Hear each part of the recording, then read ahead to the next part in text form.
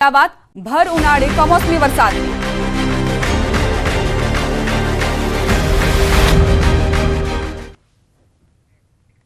વહેલી સવારથી રાજ્યના ઘણા ભાગોમાં વરસાદની એન્ટ્રી થઈ છે અને ભર ઉનાળે રાજ્યના ઘણા ભાગોમાં કમોસમી વરસાદના કારણે ખેડૂતો પરેશાન। દક્ષિણ મધ્ય ગુજરાત અને સૌરાષ્ટ્રના ઘણા ભાગોમાં વરસાદ વરસ્યો છે।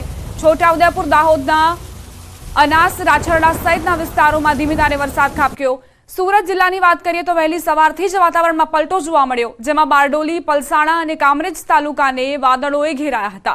વાતાવરણમાં પલટાને લઈને ઉનાળુ પાક પકવતા ખેડૂતોમાં ચિંતાનો માહોલ છવાયો છે। જિલ્લાના માંડવી અને ઓલપાડ વિસ્તારમાં છૂટોછવાયો વરસાદ, તો નવસારી, ગણદેવી, બિલીમોરા સહિતના વિસ્તારોમાં કાળા ડિબાંગ વાદળો ઘેરાયા અને કમોસમી વરસાદ વરસ્યો। ભર ઉનાળે વરસાદ થતા ખેડૂતોને કેરી અને ચીકુના પાકને નુકસાનની ભીતિ છે, જ્યારે દક્ષિણ ગુજરાતના વલસાડ જિલ્લાના વાતાવરણમાં પલટો આવ્યો અને વાદળછાયું વાતાવરણ સર્જાયું। વાતાવરણમાં પલટાથી ખેડૂતોને કેરીના પાકમાં નુકસાનની ભીતિ। આ તરફ ભાવનગરના વાતાવરણમાં અચાનક પલટો આવ્યો। જિલ્લાના મસ્તરામ બાપા મંદિર, ચિત્રાયાર્ડ, આખલોલ, જકાતનાકા, નારી ચોકડી, વર્તેજ સહિતના વિસ્તારોમાં વરસાદ વરસ્યો। શહેરના અંતરિયાળ વિસ્તારોમાં પણ ક્યાંક ઝરમર વરસાદ વરસ્યો છે।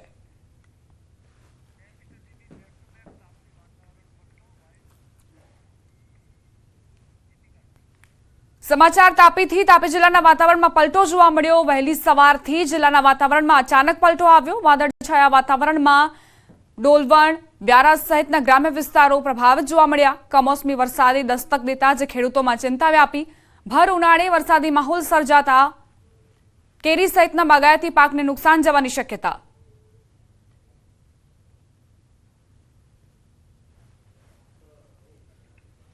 ખેડા જિલ્લાના વાતાવરણમાં પલટો આવ્યો। જિલ્લામાં મહેમદાવાદ, મહુધા અને અન્ય તાલુકામાં વરસાદી માહોલ। મહેમદાવાદ તાલુકાના ગ્રામ્ય વિસ્તારો પ્રભાવિત થયા છે કમોસમી વરસાદથી। વહેલી સવારથી કાળા વાદળો ઘેરાયા બાદ વરસાદ ખાબક્યો। કમોસમી વરસાદને પગલે શાકભાજીના પાકમાં નુકસાનની ભીતિ। જિલ્લાના અન્ય વિસ્તારોમાં વાતાવરણમાં પલટો આવ્યો, જેના કારણે ખેડૂતોમાં ચિંતાનું મોજું ફરી વળ્યું।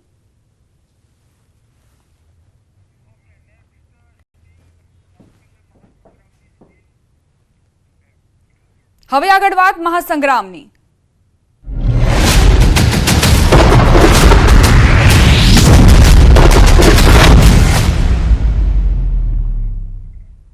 બે 2024ની લોકસભા ચૂંટણીના બીજા તબક્કામાં 13 રાજ્યની 89 બેઠક પર મતદાન શરૂ થઈ ગયું છે। કુલ 1206 ઉમેદવારોનું ભાવિ ઈવીએમમાં સીલ થશે, જેમાં 1097 પુરુષ અને મહિલાઓ ઉમેદવારો છે। 100 મહિલાઓ ઉમેદવાર છે। કેરળની તમામ 20 સીટો પર, કર્ણાટકની 28 સીટોમાંથી 14, રાજસ્થાનમાં 13 સીટો પર, મહારાષ્ટ્ર અને ઉત્તર પ્રદેશમાં 8 સીટો, મધ્યપ્રદેશની 7 સીટો, આસામ અને બિહારમાં 5 સીટો પર મતદાન શરૂ થઈ ગયું છે। છત્તીસગઢ અને પશ્ચિમ બંગાળમાં 3 બેઠકો પર મતદાન શરૂ, જ્યારે મણિપુર, ત્રિપુરા અને જમ્મુ કાશ્મીરમાં 1 બેઠક પર સવારથી મતદાન શરૂ। આજે અનેક દિગ્ગજોની પ્રતિષ્ઠા દાવ પર લાગી છે, તેમાં કેન્દ્રીય મંત્રી રાજીવ ચંદ્રશેખર, બીજેપી નેતા તેજસ્વી સૂર્યા, મથુરાથી હેમા માલિની, મેરઠથી અરુણ ગોવિલ, કોંગ્રેસ નેતા રાહુલ ગાંધી, તિરુવનંતપુરમથી શશી થરૂર, કર્ણાટકના ડેપ્યુટી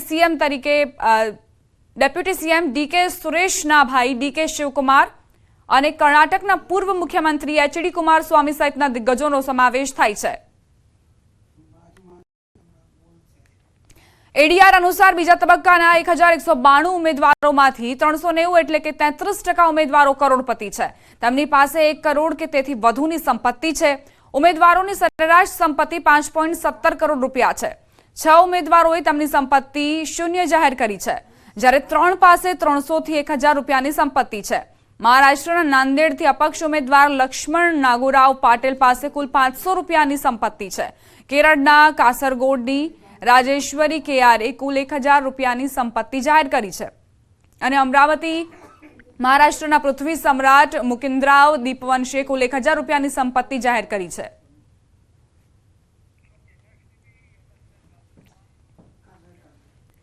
રાજસ્થાનમાં લોકસભાની ચૂંટણીને લઈને ગુજરાતમાં વસતા રાજસ્થાનના મતદારો મતદાન માટે રવાના થયા। રાજસ્થાનમાંથી અનેક લોકો ઊંઝા માર્કેટ યાર્ડમાં ધંધા રોજગાર માટે આવે છે। ઊંઝાથી મોડી રાત્રે પોતાના મતાધિકારનો ઉપયોગ કરવા માટે રાજસ્થાન જવા રવાના થયા। લોકસભાની ચૂંટણીને લઈ મતદારોમાં અનેરો ઉત્સાહ જોવા મળ્યો। રાજસ્થાનના લોકો મતદાનનો ઉપયોગ કરી શકે તે માટે ઊંઝા માર્કેટ યાર્ડનું કામકાજ આજે બંધ રખાયું છે।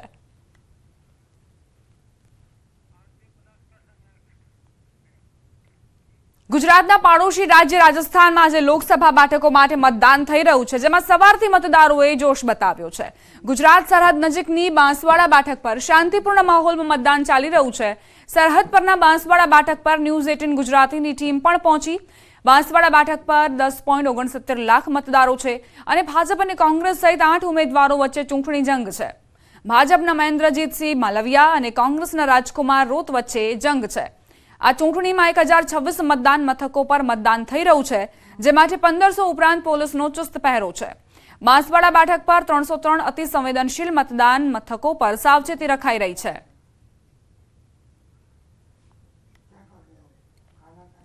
રાજસ્થાનની 13 જેટલી લોકસભાની બેઠકો ઉપર વહેલી સવારથી મતદાન શરૂ થયું હતું। તેવા સંજોગોમાં જે ખાસ કરીને જે લોકો છે, મતદારો છે, તે મોટી સંખ્યામાં આવી રહ્યા છે। આપણે અત્યારે હાલ બાંસવાડા જે બેઠક છે ત્યાંના રતનપુર જે મતદાર મથક છે ત્યાં પહોંચ્યા છીએ, જ્યાં પોલીસ સ્ટેશન છે ત્યાં છે। આપ જોઈ શકો છો કે લાંબી કતારો લાગી ચૂકી છે।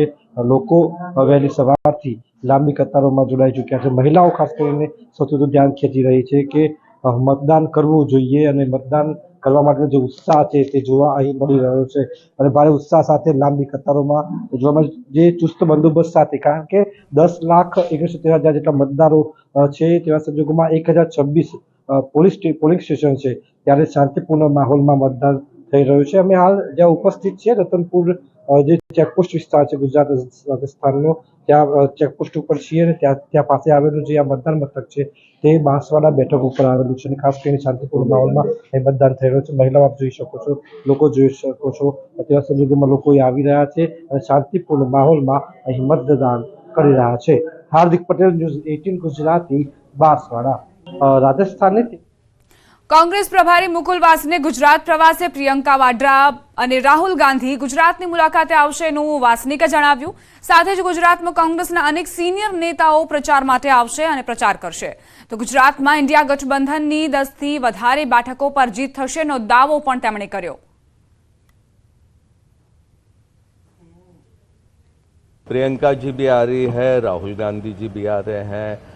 पूरे गुजरात में तमाम इलाकों में हमारे वरिष्ठ नेता आ रहे हैं और मैं समझता हूं कि जिस तरह से हमने यहाँ पर अभी लोगों का रुझान देखा है, देख लेना, मैं आपको कह देता हूं फिर एक बार, 10 से अधिक सीटें गुजरात में कांग्रेस और हमारे साथी जीतने जा रहे हैं। ચૂંટણીનો જંગ જામ્યો છે। કેન્દ્રીય મંત્રીઓ ગુજરાત પ્રવાસે। કેન્દ્રીય મંત્રી અશ્વિની વૈષ્ણવ અમદાવાદ એરપોર્ટ પહોંચ્યા, જ્યાંથી તેઓ રાજકોટ જવા માટે રવાના થયા। રાજકોટ, પોરબંદર, કચ્છમાં અશ્વિની વૈષ્ણવ પ્રચાર કરશે। રાજકોટમાં પ્રબુદ્ધ નાગરિક સંમેલનમાં ઉપસ્થિત રહેશે। પોરબંદરમાં ફર્સ્ટ ટાઈમ વોટર સાથે સંવાદ કરશે। કચ્છમાં પ્રબુદ્ધ નાગરિક સંમેલનમાં પણ ઉપસ્થિત રહેશે। સાંજે અશ્વિની વૈષ્ણવ કચ્છથી દિલ્હી જવા માટે રવાના થશે। સ્ટાર પ્રચારકો એક બાદ એક આવી રહ્યા છે। ભાજપ કોંગ્રેસના સ્ટાર પ્રચારકો મેદાનમાં ઉતર્યા છે। અશ્વિની વૈષ્ણવ જે પોરબંદર, રાજકોટ અને કચ્છમાં પ્રચાર કરવાના છે અને સાથે જ જે ઉમેદવારો છે તેમને મતદારો મત આપે તેવી અપીલ પણ કરતા જોવા મળશે। સાંજે અશ્વિની વૈષ્ણવ કચ્છથી દિલ્હી જવા માટે રવાના થશે। અત્યારે તેઓ રાજકોટ જવા માટે રવાના થઈ ચૂક્યા છે। પોરબંદરમાં ફર્સ્ટ ટાઈમ વોટર સાથે પણ તેઓ સંવાદ કરશે, યુવાઓને પ્રેરિત કરશે અને આ વખતે જે લોકતંત્રનો આ મહાપર્વ છે તેમાં મોટા પ્રમાણમાં સહભાગી થવા માટેની અપીલ પણ તેમના વતી કરવામાં આવશે। યુવા મતદારો ખૂબ જ મહત્વપૂર્ણ છે અને એવામાં ફર્સ્ટ ટાઈમ વોટર સાથે અશ્વિની વૈષ્ણવનો આ સંવાદ ખૂબ જ મહત્વપૂર્ણ સાબિત થશે।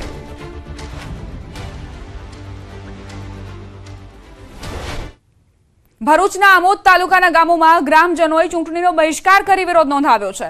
આમોદ તાલુકાના ગ્રામ્ય વિસ્તારના લોકોએ રોડ નહીં તો વોટ નહીંની માંગ સાથે તાલુકા મામલતદારને આવેદનપત્ર પાઠવ્યું હતું। આમોદ તાલુકાના વિકાસથી વંચિત મછાસર, માંગરોળ, વલીપોર, દેણવા અને હેતમપુરા ગામના લોકોએ ચૂંટણી બહિષ્કારના બેનરો લઈ વિરોધ નોંધાવ્યો। 18 વર્ષોથી આ રોડ ન બનતા ગ્રામજનોમાં આક્રોશ જોવા મળ્યો છે।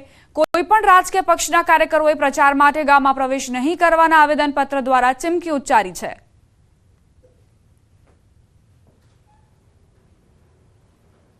આમોદ તાલુકાના આછોદ, મચ્છાસરા, માંગરોળ, વલીપુર, દેનવા, ઈતમપુરાના ગામજનોએ આજે આવેદનપત્ર આપવા આવેલા છે. આ રોડ એટલો બધો ભયંકર ખરાબ છે કે ના પૂછી વાત. 2-4 ફૂટના લાંબા પહોળા ખાડા પડી ગયેલા છે. વર્ષોથી આ રોડ બની શક્યો નથી. મહેસાણામાં ભાજપના લોકસભા ઉમેદવારનો અનોખો પ્રચાર. વિસનગર તાલુકાના વાલમ ગામે ગાડામાં બેસીને પ્રચાર કર્યો. વાલમ ગામે પરંપરાગત હાથિયા ઠાઠુ મહોત્સવમાં પહોંચ્યા. હાથિયા ઠાઠુ નામના મહોત્સવમાં ગાડામાં બેસીને પ્રચાર કરવા પહોંચ્યા. મહોત્સવમાં પૂર ઝડપે દોડાવાય છે બળદગાડું. બળદગાડામાં ભાજપના ઉમેદવાર હરિભાઈ પટેલ સવાર થયા. આરોગ્ય મંત્રી ઋષિકેશ પટેલ પણ બળદગાડામાં બેઠા. મોટી સંખ્યામાં ગ્રામજનો પણ અહીં હાજર જોવા મળ્યા.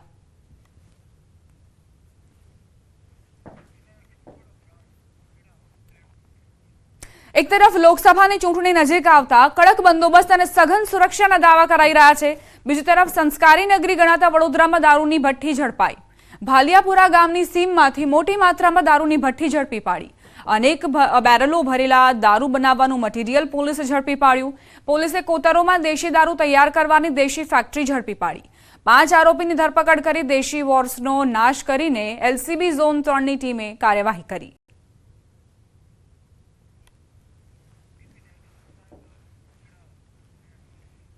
ઇન્ટરનેશનલ ટેનિસ ખેલાડી માધવીન કામત વિરુદ્ધ ગંભીર આરોપ લાગ્યો છે. અમદાવાદના માણેકબાગ અને જોધપુર 4 રસ્તા પાસે યુવતીના એસ્કોર્ટ ગર્લ સર્વિસના નામે પોસ્ટર લાગ્યા હતા, જે અંગે સાયબર ક્રાઇમમાં ફરિયાદ નોંધાઈ હતી. જેથી સાયબર ક્રાઇમે પોસ્ટર લગાવનાર શખ્સની તપાસ કરતા જ માણેકબાગ પાસેના એક સીસીટીવીમાં ટેનિસ ખેલાડી માધવીન કામતની બાઇક જોવા મળી હતી, જ્યાં એક વ્યક્તિ થાંભલા પર પોસ્ટર લગાવે છે. જો કે વ્યક્તિની ઓળખ થઈ નથી, જેને લઈ સાયબર ક્રાઇમે તે દિશામાં તપાસ શરૂ કરી છે. જે ફરિયાદી છે એમના ફોટોનો મિસયુઝ કરીને એક ખોટું પોસ્ટર બનાવીને એમને અમદાવાદ શહેરના અલગ અલગ પબ્લિક જે પ્લેસ ઉપર ચોંટાડીને અને એમાં એમનો ફોન નંબર નાખીને તથા ખોટું લખાણ લખીને તો એવી રીતના પોસ્ટર લગાડવામાં આવે, જેથી એક શકમંદ વ્યક્તિ છે કે જેમને સીસીટીવી ફૂટેજ પોસ્ટર લગાડેલું છે, એ જે બાઇકનો યુઝ થયો હતો એ બાઇક માધવીન કામતના નામનું યુઝ થયેલું છે અને એ બાબતમાં અમે આગળની તપાસ કરી રહી છીએ.